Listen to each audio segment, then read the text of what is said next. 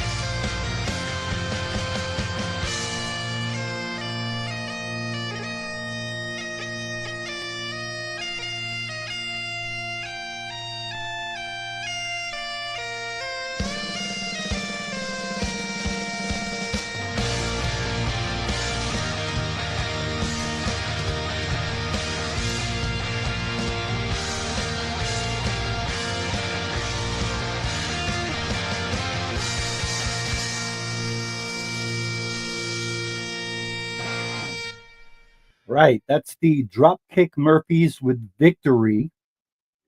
And of course, it was originally based on Our Lady of Victory title that came out of the victory in the Battle of Lepanto, the miraculous victory. And of course, it has later been adopted for Our Lady's team, Notre Dame, which literally means Our Lady. So, Our Lady of Victory, pray for us. So, previewing the 2025 season, this is the most talented and deepest Notre Dame team in at least 30 years, and which is amazing because next year's team is likely to be even better. So, we're going to go through the position groups first, then what I believe it will look like on the field, and breaking down the schedule, especially the first game against Miami, and then overall college season preview and predicting the playoff bracket. Ready to get going? So let's start with position groups, and we're going to start with the offensive skill positions. Now, Athlon lists 7 position groups as follows, and that's quarterback, running backs, wide receivers, offensive line, defensive line, linebackers, and defensive backs. And only one team placed the team in the top 10 in each category, and that's Texas. 3 schools, Clemson, Ohio State, and Penn State, placed 6, while Notre Dame, Georgia, and Alabama each placed 5. Now, what should be cause for pause for the other teams is that Notre Dame made it to the title game while not finishing in the top 10 in either of these groups. In fact, they didn't finish in the top 60 in either of these groups. And the position groups are wide receiver and quarterback. Let me repeat myself. Notre Dame failed to finish among the top 60 in either yards passing per play or per game. So it's almost scary to imagine how good this team can be with even a moderate improvement in the passing game. Need proof? Well, consider this unreal stat. Notre Dame had 90 passing yards against Georgia. 90. That's pathetic. The result? We still beat the brakes off the recent 2-time champions by 2 scores. What do we do if Georgia is if we're able to double that 90 yards to a still modest 180? What do we do to Georgia if we're even better, say 250? Passing for about 250 yards per game last year made Toledo the 40th best team in that category. And Notre Dame ranked 97th in the same category, according to the site teamrankings.com. And we've got the link in the show notes. So here's the question: could the addition of C.J. Carr and the additions of Malachi Fields, Will Pauling, and a talented freshman class, and the further emergence of Jordan Faison, Jaden Greathouse, and Eli Raritan net us 50 more yards passing per game? I can't see how that's not a reasonable expectation. Had we achieved it last year, we would have been in the top 10 in offense among all teams and ranked second among the teams that made the college football playoff. Instead, we were 47th in the country and ninth among the 12 playoff teams, and we still made it to the title game. Eli Raritan has the potential to be a key piece in this new look offense because he's a 251-pound hoss with wide receiver speed. If he can stay healthy, he's a matchup nightmare. The rub can't seem to say can't seem to stay healthy, and neither can the whole tight end room. This is the one weak link if we have one. Cooper Flanagan is already out for the 2025 season, and so is Kevin Bauman. So that really leaves the other known option as a receiver would be transfer Ty Washington or freshmen's Larson or Flanagan, and that's James Flanagan, not related to Cooper. It really would help us if Eli Raritan can stay healthy. A healthy Raritan has the ability to really open things up because he will occupy the center of the field. This gives us the opportunity of Jaden Greathouse, Malachi Fields, Will Pauling, and Jordan Faison to stretch the field. The wide receiver room this year could be really special. Easily the best Notre Dame wide receiver room since the 1990s. So, to use a baseball analogy, Notre Dame's limited passing game, more often than not, is mounted to little more than singles, getting on the base. We stretch the field horizontally, but not vertically. Even in his impressive scoring drive against Penn State, Steve Angeli did not complete a single pass of more than 7 yards from the line of scrimmage. That's why Angeli is gone. We have to be able to push the ball down the field. Now, Fields and Greathouse is going to look an awful lot like the tandem we had of Michael Young and Golden Tate a few years back. Fields would be Michael Young in this analogy, the big physical freak who outmuscles defenders and keeps the chains moving. Greathouse, as the Penn State game showed, is the ankle breaker. It would not surprise me if we have three different team leaders in the receiver category. Fields will likely lead the team in catches, but Greathouse will lead in yards per game and touchdowns. Jordan Faison, or possibly even Will Pauling, is likely to lead in yards per play because they are so fast. Faison is likely to have fewer targets, but more highlight reel plays. Will Pauling would be lined up in the slot and featured almost as a second tight end. If this all comes together, all kinds of seams and holes will emerge, and big, explosive plays will result, both in the passing and running games. These four players give us a solid foundation, but at least one or two freshmen will probably have to emerge to give us the real depth we need at receiver. And there are many good candidates for these emerging weapons. I'll give you my favorite five: Elijah Burris, Cam Williams, KK Smith, Micah Gilbert, and Scrap Richardson. I believe we're going to get one or two players enter the rotation from that five. Opportunities to throw will obviously be there because we have the best running game group in the country, running behind a spectacular offensive line.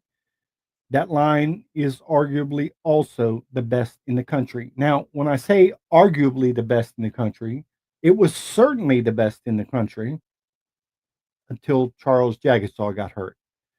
Charles Jagasaw will be back, but for right now, are we the best offensive line in the country?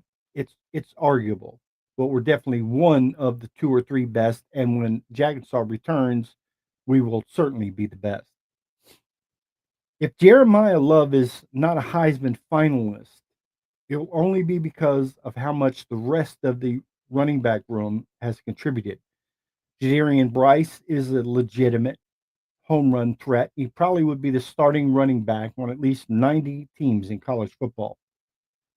But Aeneas Williams and Jabron Payne are spectacular too. This is probably a 3,000-yard backfield this year. Williams is probably our best receiving threat. We were counting on Kedron Young, the battering ram, to you know to be our short yardage player. He's out for the season, so this gives the opportunity for freshman Nolan James to kind of put himself in the rotation. So that makes quarterback the X factor. As I alluded to before, the fact that Angeli is gone tells me that Notre Dame is determined to push the ball down the field, something that Angeli did not have the arm to do. And all of us will be stunned if CJ Carr does not accomplish that now that he has won the job. Riley Leonard was certainly a gamer and a determined runner, but those lamenting his loss as a potentially devastating blow are dramatically overstating the case. Does Carr have the dynamic burst Leonard had? No. That doesn't mean he is a statue either. Carr has great vision and movement in the pocket and is plenty athletic enough to move the chains by running the ball. With Leonard, Notre Dame was almost automatic in short yardage, and I believe we will duplicate that with a combination of Carr, Love, Price, Williams, Payne, and James. We may even bring Minchie in some short yardage packages. More on him in a minute. You look at the whole rushing yardage picture. Notre Dame had about 3,200 rushing yards last year, and I have little doubt they will meet or perhaps slightly exceed that this year. However, I have zero doubt that we will exceed the less than 3,200 passing yards, and we will put up perhaps another 1,000 on top of that. If he can give us just 250 yards per game through the air, this offense becomes virtually unstoppable. Let me reemphasize that. If we maintain the running game we had last year and just elevate the passing game to Toledo level, we are number one on offense among Power Four schools. Better than Texas, better than Oregon, better than Ohio State. The stats don't lie, folks. These are actual numbers. The only team on our 2025 slate who exceeded that in 2024 was Miami, and they just lost their top five receivers and a quarterback that went number one overall in the NFL draft. Kenny Minchie will be a capable number two, and I expect Tyler Buckner to be the third string, a much improved Tyler Buckner. That only makes sense since he knows the system and Blake Hebert can preserve a year of eligibility. There are three caveats to the quarterback being successful. The first we already identified, elevated play from the receiver group. The second, Mike Denbrock's willingness to open up the passing game, which he really was not willing to do last year. The third, a clean pocket. And this young quarterback will need help up front. Notre Dame will face two of college football's top offensive lines in their first two games against Miami and Texas A&M. But Notre Dame will be the better unit in both of those games, according to Athlons. Anthony Knapp at left tackle, Billy Shrout at guard, Ashton Craig at center, and Emil Wagner on the right make up a number one rated offensive line in the country, according to Athlons. The only question is, will it be Gerby Lambert or Sullivan Absher at right guard with Charles Jagsaw out? I'm betting on Lambert. Will Black, Joe Ottings, Style Prescott, and Owen Strebig give us tremendous depth in this unit. With the running back room rated number two by Athlons, running behind those road graders, opposing teams have no choice but to load the box. And by the way, it's a joke for our running back room to be rated number two. We definitely have the best running back room in the country. Opposing teams will have no choice but to load the box. It's a simple numbers game. Someone is getting man coverage, whether it's Greathouse, Fields, Raritan, or Pauling. I like our side of the matchup in that situation. If the defense sells out, you have a home run shot with Faison or Price or even one of the freshmen like Micah Gilbert or Elijah Burris. Now, in the past, this has always ended one of three ways. One, the receiver couldn't get open. Two, the quarterback couldn't find him. Or three, the quarterback couldn't make the throw to hit the target.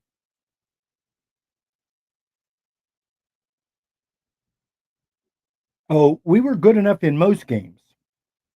But as soon as we played that team with elite defensive backs, the passing game disappeared and the running game ground to a halt. We don't play any of those teams this year unless we get into the playoffs. Overall conclusion on the offense, I believe this is an 11-1 team under the worst case scenario of our passing game being no better than last year. And I honestly can't see how that's even possible. CJ Carr is said to have a football IQ and processing speed that is way ahead of schedule and possesses the arm talent to make every throw. The mismatches will be there, and the offensive line will give CJ the time to find them. I believe he will find them and deliver the ball. Big plays will stretch the field and create running lanes, and the new four horsemen of Love, Price, Payne, and Williams will run wild. I believe this Notre Dame team will break the all time scoring record and blow out scoreboard lights to the tune of 40 points per game. I look at our schedule, and I cannot honestly see a loss because I don't think any of our 12 opponents can match our offensive firepower. In fact, I don't think there is a team in the country we cannot stay with offensively. Now let's look at the defensive line. Athlon has his group ranked number 6.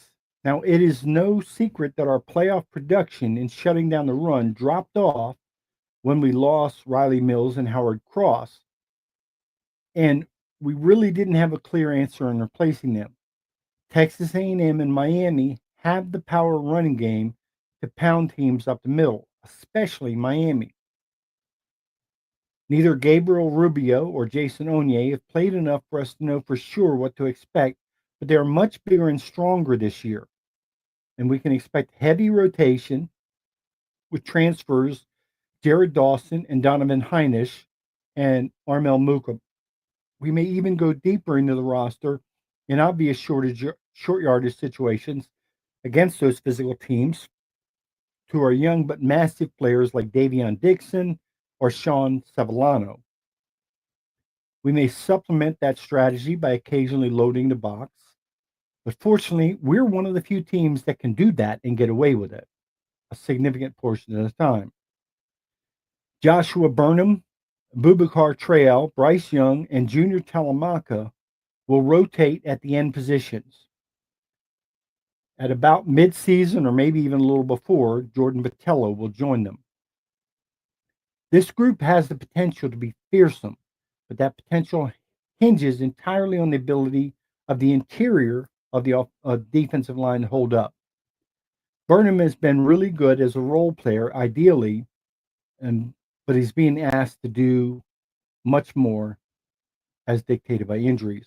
Probably no position group was impacted more by injuries, and if there's a link in the Notre Dame chain that is vulnerable, it's here.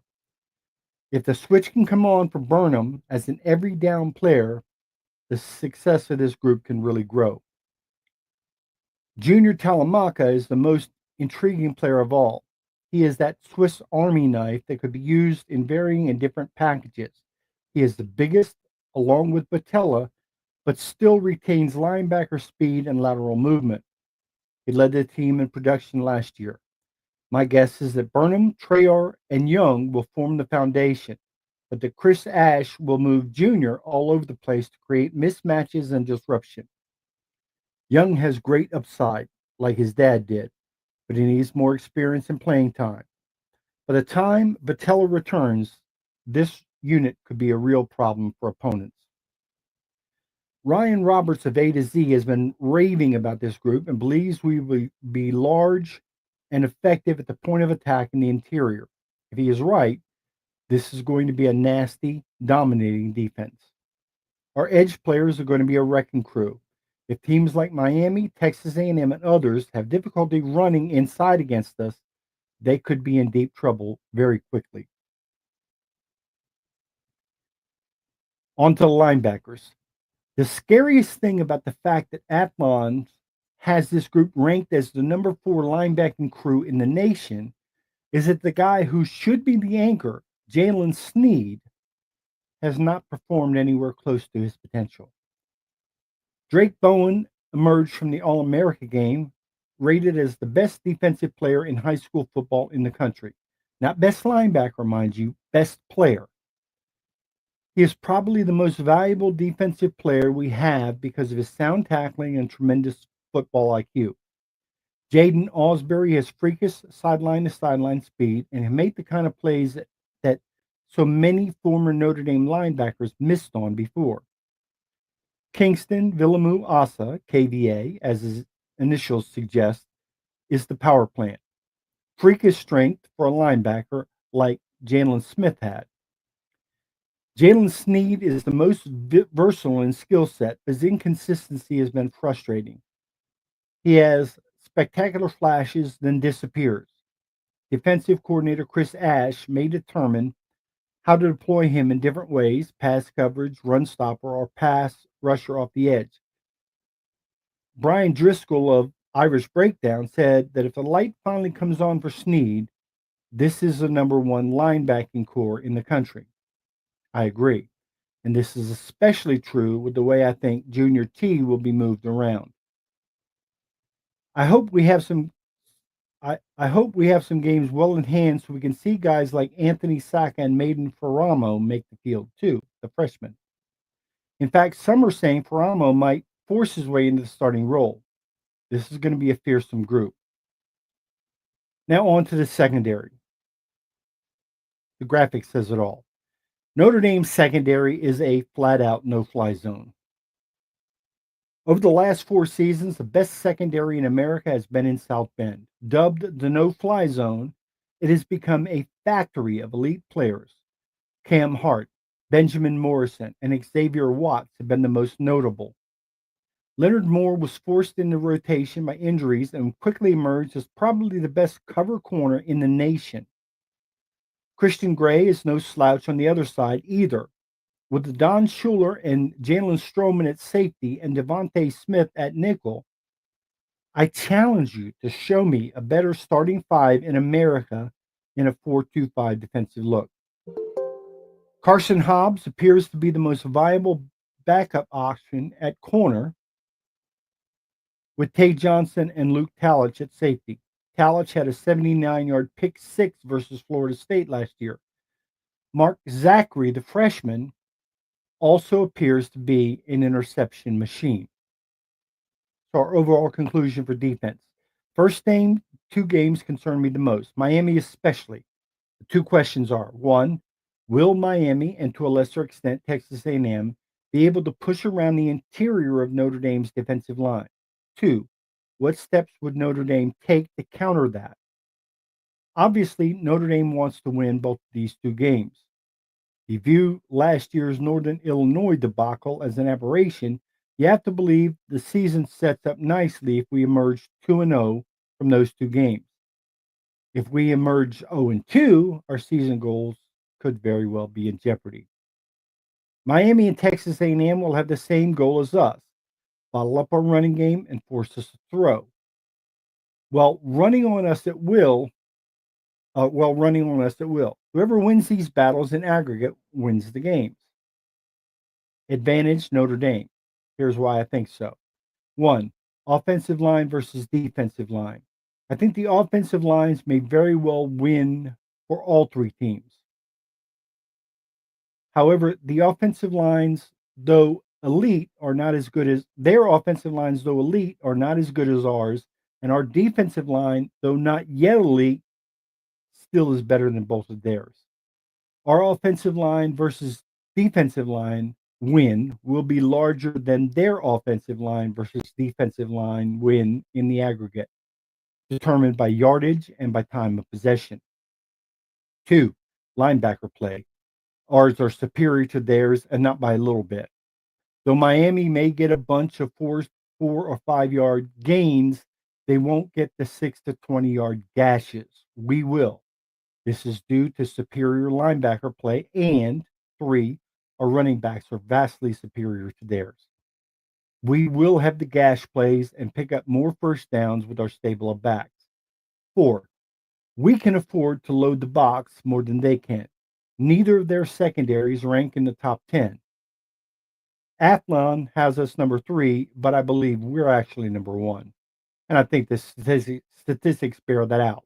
We finished number 1 in pass efficiency defense in each of the last 2 seasons. Miami lost their top 5 receivers, and Texas A&M's receivers don't scare me either. Miami's secondary is all new, and that confusion and miscommunication will be used against them.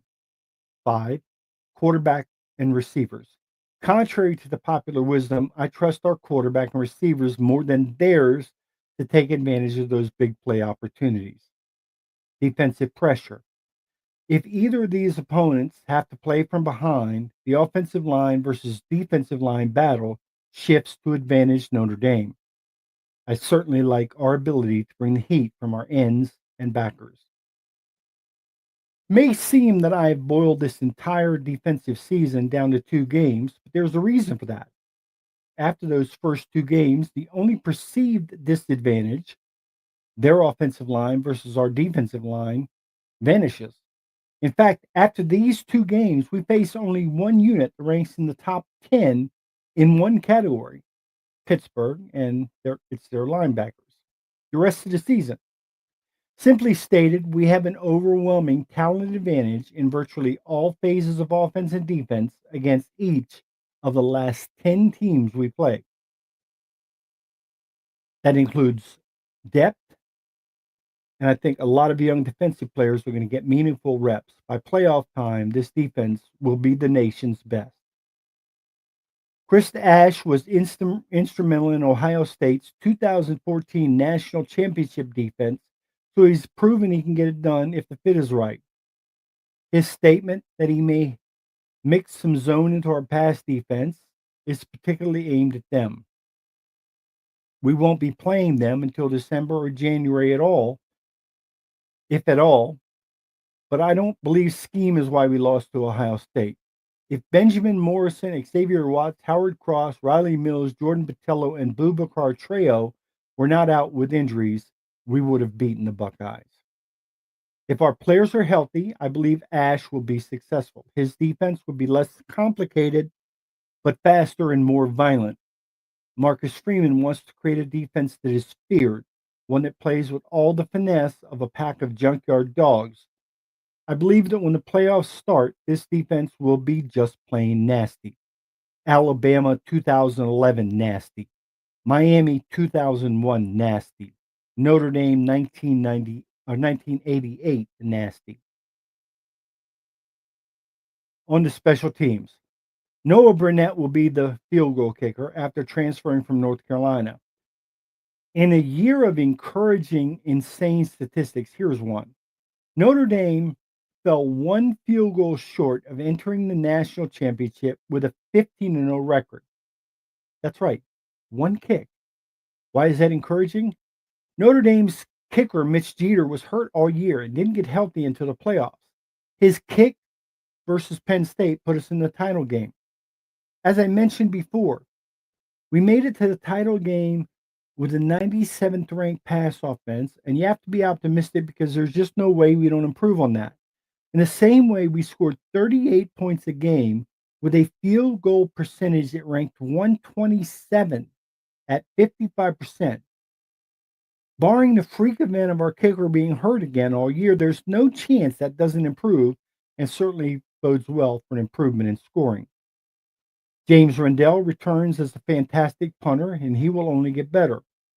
Marty Biagi's special teams unit was a standout, ranking first nationally tied in blocked kicks, second in blocked punts, and fifth in kickoff return defense. Freshman Bryce Young led with 3 blocked kicks. The unit set a program record with 73 PATs and featured game-changing plays, including Jaden Harrison's 98-yard kickoff return in the Sugar Bowl and Mick Jeter's 41-yard field goal to seal the Orange Bowl victory. He has also, Marty that is, has also become famous for fake punts and fake field goals and gadget plays. There's no reason to believe 2025 won't be spectacular on special teams. Now, what I believe this will all look like on the field. There is only one reason Steve Angeli drops to third on the depth chart at quarterback after the spring game. If you're looking for experience and knowledge of the offense, Angeli was the obvious choice. The move shows that Mike Denbrock and Marcus Freeman understand the missing piece for championship offense is the ability to stretch the field vertically. If it seems oversimplistic, when I assert that the ability to hit the big vertical play consistently is the key that unlocks the championship door, I'm sorry, it really is. This was a team that only hit on about 55% of their field goals during the season last year during an injured kicker. The average is 83%. This was a team that averaged an anemic 7.1 yards per pass play last year. The average was 7.5 plus.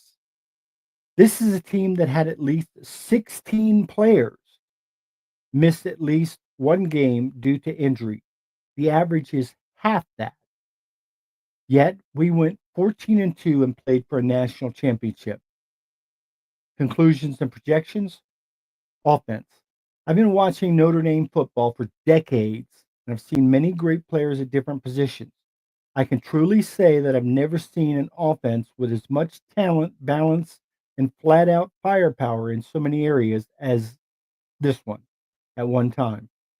The offensive lines of 92 and 93 and 2015, 2017 are comparable, but the 2015 to 17 backfield wasn't nearly as deep and diverse. The 92-93 team had the starting star power of Bettis and Brooks, but not close to the depth of this group. The 92 receiving corps had Derek Mays, but not much else. The early 2000s group had Jeff Samardzija and Rema McKnight, but I think Brady Quinn elevated them. Michael Young and Golden Tate were a good tandem, but I can't ever remember a quartet like Greathouse, Faison, Pauling, and Fields. Even at tight end, Raritan is a freak top end talent if he can put it together. This offense, at a minimum, will be powerful, balanced, and explosive. They play to their ceiling, they will be generational. Most of the Notre Dame defenses of the past 30 years have had at least one glaring weakness, whether it be a lack of size and strength on the D line, no speed, power, or athleticism on the edge, too slow, small, and non athletic at linebacker, or a complete disadvantage in the secondary against the elite teams. Truth be told, many times we had some elite players in some of these areas, but not enough of them in enough areas. And that has changed. We have monsters at every level of this defense and lots of them. We have a ton of fast, smart, athletic, nasty players.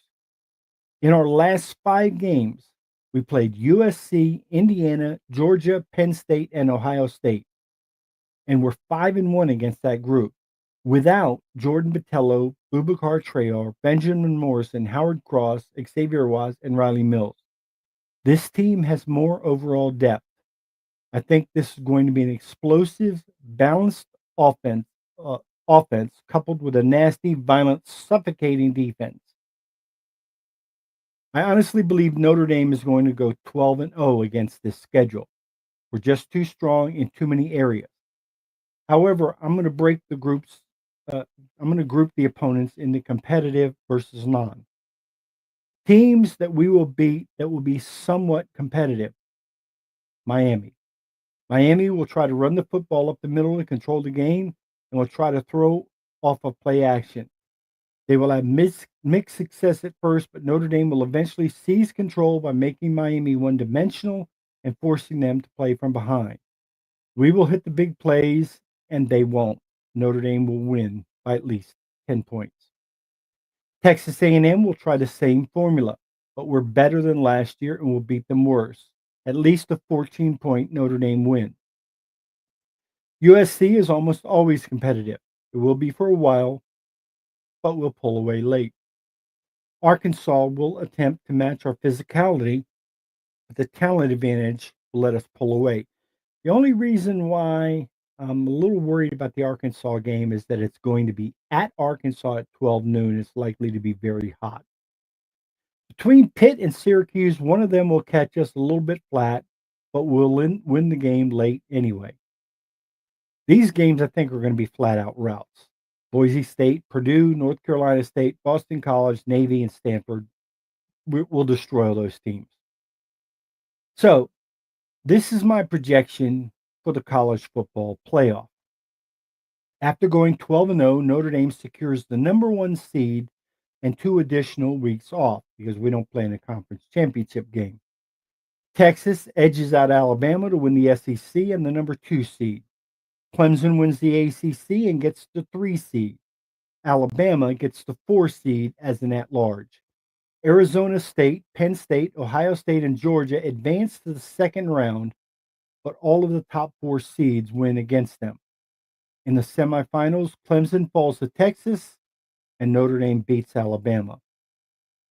In the championship, Notre Dame claims their 14th NCAA recognized championship, which ties Alabama for the most ever.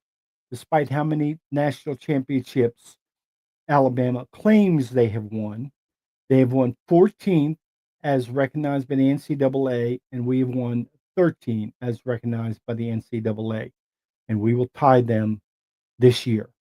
Now, as for my week 1 picks, obviously Notre Dame is going to beat Miami. I also pick Syracuse to pull the upset over Tennessee. I pick Clemson to beat LSU. I pick Texas to beat Ohio State. And in a major upset that will shock the football world, I'm picking Florida State to upset Alabama. Thank you for tuning in and enjoy a great college football season. God bless you.